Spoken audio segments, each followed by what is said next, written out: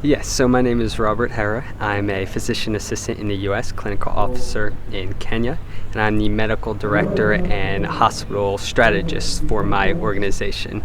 Mine and my wife's organization called Ovi and Violet International. So we are the directors or the founders of our nonprofit, U.S. nonprofit, Ovi and Violet International, and our mission is to reach out to orphans and vulnerable children in different countries by establishing programs in hospitals there. So we started we were established as a 501c3 in late 2016. And from there developed our first hospital, Ovi Children's Hospital in Migori, Kenya. So my training has been in the U.S. as a physician assistant, and then I'm dual certified as a clinical officer in Kenya as well. Sure. So the process we took was a little different through our organization because we're a U.S. nonprofit. We already had a hospital in mind, registered our hospital, got our work permits, presented everything to the Clinical Officer Council in Kenya, shared with them what we're doing and what we want to do, and they awarded us a clinical officer certification based on our PA, our physician assistant training. So it's actually quite similar in training and competency between Kenyan clinical officers and physician assistants. In the U.S., we worked as a group, as a team with doctors and clinical officers, and it's the same in my organization and my hospital. We work as a team where it's me and 5 other clinical officers and 2 medical officers who work together. I would say the difference is from coming from the U.S. to Kenya is learning that not everything is as available as it is in the U.S.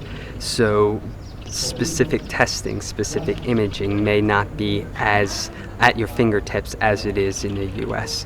So it really gives you a sense of respect for clinical officers who know how to practice medicine based on history, physical knowledge, and rely on testings less, big imaging and diagnostic testings less. So it's been a wonderful learning experience, and developed a lot of good friends and a lot of good colleagues in Kenya. A couple of suggestions. One, before you take the step, do some education on where you're going. If you're in medicine, since we're talking about medicine, do some research and education on their medical protocols, on their rules, their regulations concerning being certified and certifications. And then my next thing is I say visit. Visit as a volunteer or as friends. Go and see the place and go and visit and make friends. And then when you are taking that step, I would say try to do as much as you can in person. Go to the officer councils, go to the medical departments, go to the certifying process and sit down and have a discussion and show them what you've learned, what your intentions are, so that it's open and honest and they have a face to what you're wanting to do. This conference is amazing. I think it's really, really cool. I think it's a giant leap towards what medicine in general wants to do. Is first and foremost is to continue to put patients first by being able to provide universal health care.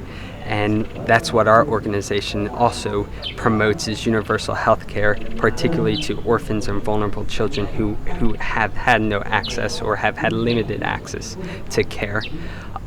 Second is, I think it's just so great and important for all of us to understand the roles and the training of our fellow mid-levels or clinical officers, physician assistants around the world. And it would be my hope, and it would be wonderful to see soon a combined or a single entity of what we are, to allow transitioning of practicing internationally a lot easier for everybody. The biggest thing, we're here globally, we're here from many different countries, and I think the biggest encouragement to see is that no matter where in the country you are, no matter what providers you're working with, an underlying message of compassion and patient first is extremely encouraging and something that is really, really nice to see. And I think it connects everybody all over the world.